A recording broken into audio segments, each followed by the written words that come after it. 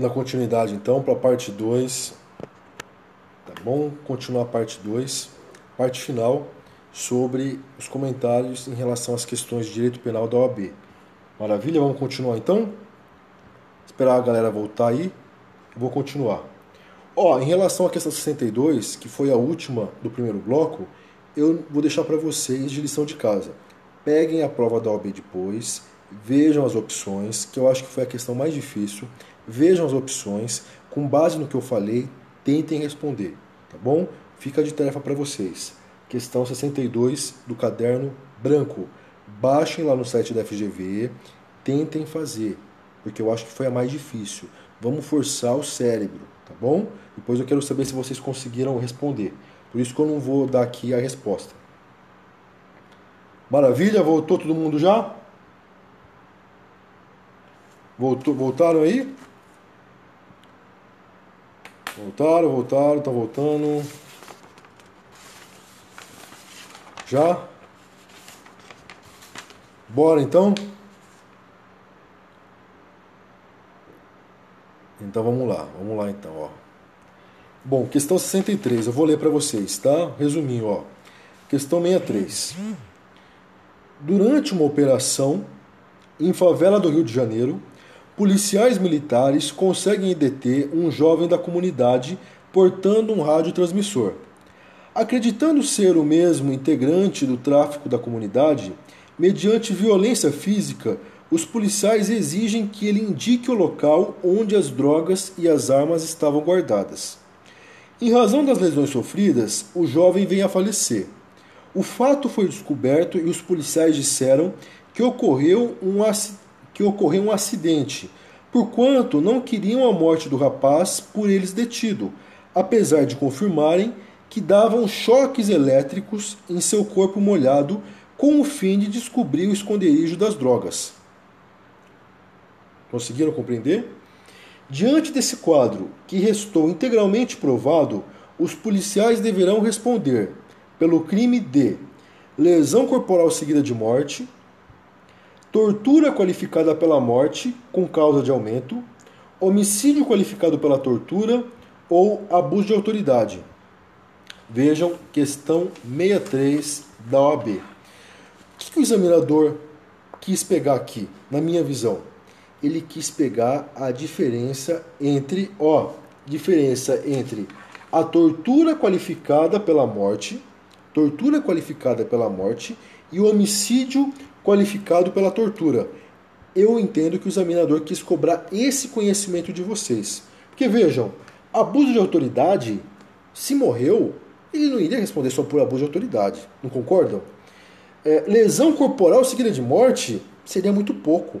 Houve ali tortura para obter uma declaração. Também está excluído. Sobrariam quais opções então? Duas. A tortura qualificada, vejam, tortura qualificada pela morte e o homicídio qualificado pela tortura. Então, a meu ver, o que o examinador quis nessa questão foi cobrar de vocês a diferença entre esses dois tipos penais. O homicídio qualificado pela tortura e a tortura qualificada pela morte. Esse foi o conhecimento cobrado. Vocês sabem a diferença? Vocês acertaram essa questão? A diferença. Lá na lei da tortura, na lei de tortura, o artigo 1º diz assim, constitui crime de tortura constranger alguém com emprego de violência ou grave ameaça, causando-lhe sofrimento físico ou mental, com o fim de obter informação, declaração ou confissão da vítima ou de terceira pessoa. Tá perfeito. Foi o que os policiais fizeram. Usaram tortura para obter uma informação do averiguado. Então se aplica a tortura, certo? Se aplica, cai com uma luva o artigo 1º, inciso 1º, a linha A da lei de tortura. Já chegamos a uma conclusão. Se aplica a lei de tortura. Aí, vem aqui, o parágrafo 3º do artigo 1º e diz, se resulta lesão corporal de natureza grave ou gravíssima, a pena é de reclusão de 4 a 10 anos. Se resulta morte, a reclusão é de 8 a 16 anos. Vejam, é um caso de tortura qualificada pela morte. Tortura qualificada pela morte. Muito bem. Vamos suspender um pouquinho o raciocínio para a gente ver o artigo 121 do Código Penal. 121, matar alguém. Homicídio qualificado, parágrafo 2º. Se o homicídio é cometido, onde que está falando? Deixa eu pegar aqui para vocês. Aqui, inciso 3º. 121, parágrafo 2º, inciso 3º. Homicídio qualificado, se ele é cometido com tortura. Então, qual que é a diferença entre a tortura qualificada pela morte e o homicídio qualificado pela tortura? A diferença fundamental é essa. Se liguem. Na tortura qualificada pela morte, nós temos um crime pré-ter-doloso. Pré-ter-doloso, ou seja, dolo no antecedente e culpa no resultado consequente. Captaram? Na tortura qualificada pelo resultado morte, nós temos uma situação pré-ter-dolosa. O agente age com dolo em relação à tortura e o resultado morte é produto de culpa. Nós temos dolo e culpa. Entenderam? Então, na tortura qualificada pela morte, nós temos uma situação pré-ter-dolosa. Dolo e culpa. Já no artigo 121, parágrafo 2º, inciso 3º, no homicídio qualificado pela tortura, o ânimos do agente é o dolo de matar, o ânimos necandi. Vejam a diferença. Aqui, ele não quer obter uma confissão e depois ocorre a morte por culpa, não. No homicídio qualificado pela tortura, o ânimos é necandi, ele quer matar o agente. E para matar o agente, ele usa a tortura para causar mais dor ao agente, para causar maior sofrimento. Então vejam, a diferença é bem visível. No caso da tortura qualificada pelo resultado morte, nós temos uma situação pré-ter-dolosa, dolo e culpa. No homicídio qualificado pela tortura, nós temos uma situação totalmente dolosa. Desde sempre, desde logo, o agente quis matar a vítima. E ele usou a tortura para fazê-la sofrer mais. São situações bem distintas, bem diferentes. O que é importante vocês entenderem e acrescentarem aí também? Que, no caso da lei de tortura, o entendimento majoritário é esse. O entendimento majoritário. A tortura qualificada pelo resultado morte é uma situação pré-ter-dolosa. É o entendimento que prevalece. Mas há entendimento em sentido contrário. O professor Guilherme de Souza Nutti, por exemplo, fala que essa tortura qualificada pela morte, ela pode ter não só dolo e culpa, mas também dolo e dolo. É a visão do professor Nutti. Segundo o professor Nutti, seria possível ter o dolo na tortura e o dolo em relação à morte. Mas é uma visão minoritária. Prevalece que é uma situação pré-ter-dolosa. É importante, de qualquer forma, vocês saberem que há divergência na doutrina sobre esse tema. Outra questão interessante. Nada impede o concurso material entre a tortura e o homicídio. Para vocês imaginarem. Suponhamos que os policiais pegaram o agente e passaram a torturar o agente para ele confessar. Eles fizeram isso na hora do almoço. Pegaram o agente, torturaram ele, choque elétrico no agente para ele confessar. Confessa, vagabundo, onde que estão as drogas? Onde que estão as armas? E vai dando choque. Alô, Saber! Valeu, Saber, meu amigo Dalmo, do Saber Mais Direito entrou. Vamos seguir o Saber Mais Direito, o grande Dalmo, professor, administrador do saber. É um prazer ter você aqui, amigão. Tamo junto. Vamos seguir o Saber Mais Direito. Então, pessoal, voltando por exemplo, na hora do almoço, os policiais pegam o agente e começam a dar choque nele.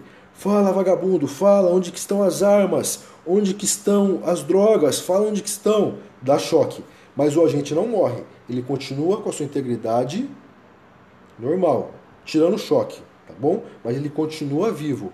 Isso no período do almoço. Mais de noite, o agente vivo, ele levou choque, mas ele está vivo. Mais de noite, chega um policial e fala: seu vagabundo, vou queimar esse arquivo para você não falar nada para ninguém. Vai lá e dá um tiro no agente. É uma situação na qual nós teríamos concurso material de crimes, tortura e homicídio. Veja que interessante. Então é possível sim, segundo parte da doutrina, ter um concurso material de crimes da tortura com homicídio. Conseguiram entender? Isso é importante. Tá bom? Então, na prova da OAB, a resposta correta seria o quê? Tortura qualificada pela morte com causa de aumento. Tá? Essa seria a resposta correta. Porque os próprios policiais disseram aqui no enunciado que a morte ocorreu por um acidente, porque eles não queriam matar o rapaz. Ou seja, a morte decorreu de culpa. Então nós não poderíamos ter aqui um homicídio qualificado pela tortura. Mas sim, como eu já falei, apenas uma tortura qualificada pelo resultado morte. Tá bom? Questão 65, 63 do caderno branco. Entenderam? Entenderam? Vamos para a última questão. Última questão de direito penal. Última questão de direito penal. Vejam, questão 64. Patrício, ao chegar em sua residência, constatou o desaparecimento de um relógio que havia herdado de seu falecido pai. Suspeitando de um empregado que acabara de contratar para trabalhar em sua casa e que ficara sozinho por todo o dia no local, Patrício registrou o fato na delegacia própria, apontando de maneira precipitada o empregado como autor da subtração, sendo instaurado o respectivo inquérito em desfavor daquele suspeito. Ao final da investigação, o inquérito foi arquivado, a requerimento do MP, ficando demonstrado que o indiciado não fora o autor da infração. Qual crime ocorreu aqui? Se é que ocorreu o crime? As opções: fato atípico, crime de denunciação caluniosa dolosa, crime de denunciação caluniosa culposa ou calúnia. O que vocês responderam? O que vocês responderam? Vejam,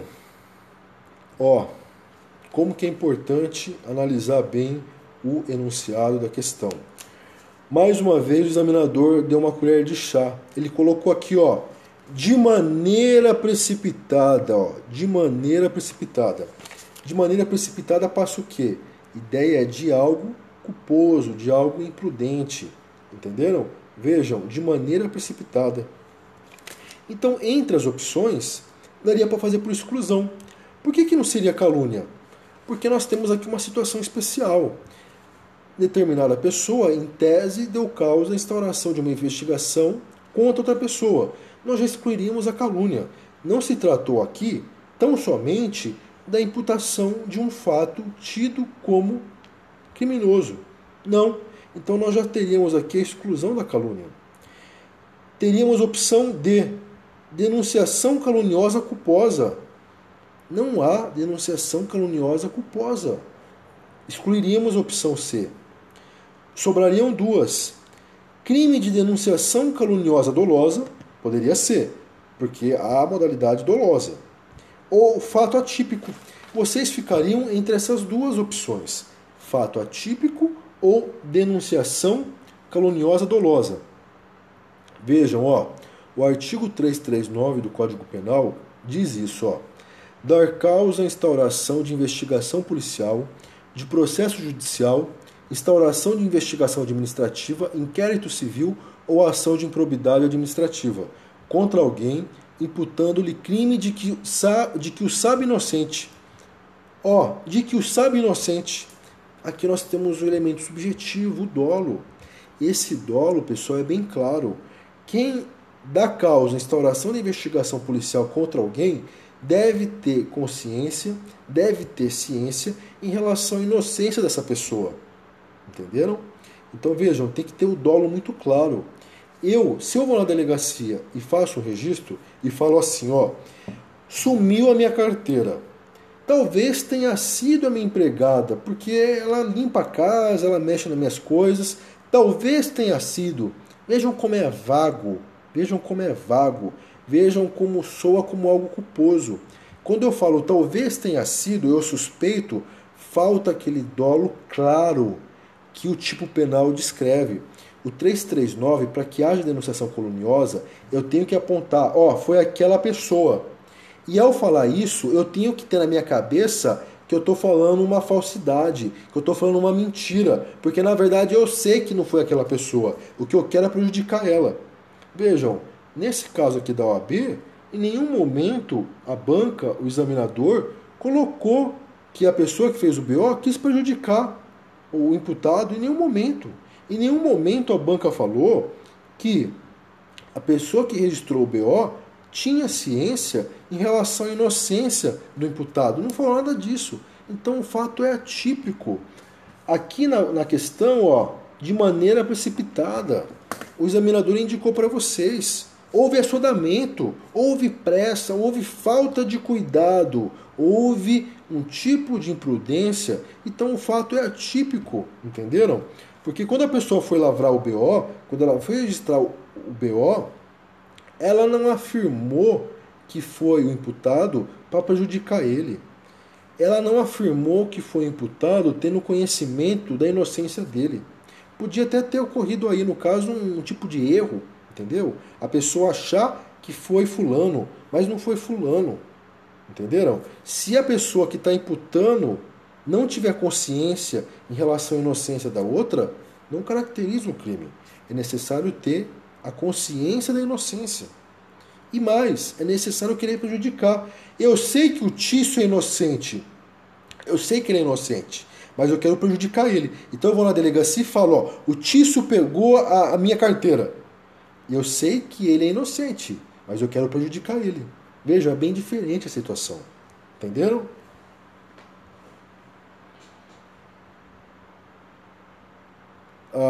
Conseguiram compreender? Obrigado, Shirley. Obrigado. Agradeço a vocês aí. Valeu. Nível da prova, pessoal, eu dei uma olhada de direito penal. Direito penal é um nível razoável, né? Aquela questão da ultratividade gravosa, eu acho que foi a questão mais difícil da ultratividade gravosa. Tá bom? Mas eu acho que um nível bom, um nível razoável, um nível bom, pelo menos as questões de direito penal, questões bem elaboradas, que exigiram raciocínio, nada do outro mundo, mas exige um conhecimento um pouco mais profundo em relação a certas questões, como aquele exemplo que eu citei da ultratividade gravosa da lei temporária e da lei excepcional. Desistência voluntária e arrependimento eficaz foi tranquila a questão. Aberraço ictus, aberraço criminis e erro in persona, também tranquila a questão. O que pode, uma pegadinha talvez aqui para muitas pessoas, a questão 61 da diferença entre a receptação e o favorecimento real, eu acho que pegou muita gente. A próxima questão, que foi da ultratividade gravosa, acho que derrubou a maioria que errou penal, acho que caiu nessa questão da ultratividade gravosa. Questão 63, que tratou da diferença entre tortura qualificada pela morte e do homicídio qualificado pela tortura, dava também para resolver, tá? Ficaria só entre essas duas. Pela questão aqui, daria para concluir que houve, na verdade, a tortura qualificada pela morte. E a última questão, a 64, eu achei tranquila também, tá? Então acho que no geral uma prova boa, uma prova que exigiu um conhecimento razoável, uma prova que exigiu um conhecimento mais profundo em relação a certos temas, uma prova que exigiu um conhecimento eclético, uma prova que exigiu comparação entre institutos. Então eu classifico como uma prova boa, tá bom? Nada do outro mundo, mas também não foi colher de chá, tá? Ficou no nível médio, nível bom. Essa é a minha avaliação da prova da OAB. Maravilha? Ô Claudinha, Claudinha entrou aí? Claudinha entrou? Parece que a Claudinha entrou. Tá aí, Claudinha? Ô Claudinha, quanto tempo? Seja bem-vinda. Pena que você chegou no final. Seja bem-vinda. Faz tempo que eu não falo contigo. Essa correria dos meus plantões, dia sim, dia não plantão, plantão de final de semana, de sábado, domingo, sexta. Não consegui mais falar contigo. É um prazer revê-la. Preciso participar das suas lives de novo. Tô com saudade de entrar nas suas, da Angélica. Vou tentar conseguir um tempinho aí, assim que essa rotina de plantões dar uma folga para mim, eu vou voltar. Saudade de vocês, vocês são muito queridas. Um forte abraço para você, Claudinha, promotora, grande professora, conheço há pouco tempo, mas já tenho uma admiração imensa pelo caráter, pelo carisma, pela forma de lecionar. Ficam registrados aqui meus elogios, minhas considerações em relação a você, Claudinha, tá bom? Fica aqui registrado.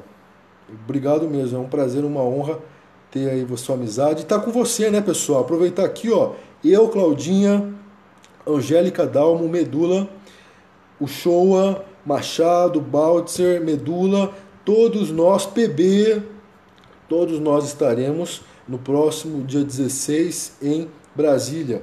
Em Brasília, nós vamos fazer um super aulão direcionado principalmente para as carreiras policiais. Mas, na verdade, pessoal, todas as outras carreiras podem participar. Por quê? Porque nós vamos abordar questões que caem em todos os concursos públicos, não só das carreiras policiais, mas também do Ministério Público, da magistratura. Então fica aqui de novo o convite para vocês participarem do nosso aulão em Brasília, dia 16 de abril em Brasília. Garantam as vagas, são últimas vagas, pessoal. Tá pertinho, ó, dia 4, faltam 12 dias, menos de 2 semanas. Entrem lá no portal F3 para fazer a inscrição, tá bom? Cara, então é isso. Consegui comentar com vocês aí, acho que quase 2 horas já, né? De 1 hora e pouco de live, para comentar com vocês essas 6 questões da OAB. Espero que vocês tenham gostado. E baixem a prova lá, tentem fazer. Quem já passou, é um bom exercício tentar fazer de novo. Quem errou, revisa, vejam as falhas, vejam onde vocês erraram. É errando que se aprende, tá bom? Esse é o principal exercício quando a gente erra numa prova. Quando a gente reprova, a gente tem que pegar essa prova e detectar as falhas. Onde eu errei? Quais são meus pontos fracos? Errei 3 questões da parte geral do direito penal. Significa o quê? A sua falha está na parte geral. Você deve rever a parte geral. Não adianta ficar com mimimi, ficar com vitimismo, ficar chorando. Reprovou? Reprovou. Parte para outra. Já era. Não foi suficiente. Na próxima, passa o trator. Na próxima, não fica dependendo de 1 ponto, 2 pontos. Se vale 80, estuda para fazer 80. Na próxima prova, façam isso. Não fiquem por 1 pontinho. Não fica dependendo do recursinho. Não, vale 80, estuda para fazer 80. Vale 80, precisa de 40, passa com 50. Se você errar 2, 3, não vai fazer falta. É assim que tem que estudar. Quem já passou, parabéns, parabéns, parabéns mesmo, sensacional. Se preparem desde já para a segunda fase. Se preparem, preparação forte, insana, entenderam? Com foco, fé e força. Quem não passou, bola para frente. Outras provas virão. Não adianta ficar com lamentação, tá bom? Agora já era, é partir para outra. Maravilha, pessoal. Quase 2 e pouco já, né? 2 e pouco já. Tá? Então é isso, pessoal. Gostaram dos comentários? Conseguiram acompanhar? Tamires, Marina, vários advogados e advogadas, né, acompanhando a live, que legal, para rever as matérias, para rever esses conhecimentos básicos, isso é muito interessante. Estão de parabéns aí pelo esforço, né? 2 horas já, não é fácil ficar vendo direito penal 2 da manhã, madrugada de segunda-feira. Então vocês estão de parabéns, é isso que vai fazer a diferença lá na frente, tá bom? É aquela história, né? Enquanto muitos dormem, muitos estudam e por aí vai, tá bom? Então é isso, pessoal. Qualquer dúvida, mandem lá pelo Instagram, mandem mensagens, eu estou respondendo aos poucos. Eu acho que daqui 1 semana eu consigo responder tudo. Espero, tá bom? Foi um prazer, foco, fé e força, sem mimimi, bora passar o trator. Até a próxima live. Maravilha? Todo mundo me seguindo já? Tô com meu canal no YouTube agora. Quem quiser ver os vídeos anteriores, eu tô lá como Delta Thiago com TH, tá bom? Todo mundo me seguindo já aí? Todo mundo me seguindo? Todo mundo me seguindo já? Então tá bom, galera. Eu vou deixar minhas redes aqui. Quem não me segue ainda, segue lá, tá? No Periscope e no Instagram. Todos os dias, dicas e vídeos. Um abração para vocês. Boa semana. Fiquem com Deus. Valeu, Marcelão. Um abraço para todos vocês. Até mais.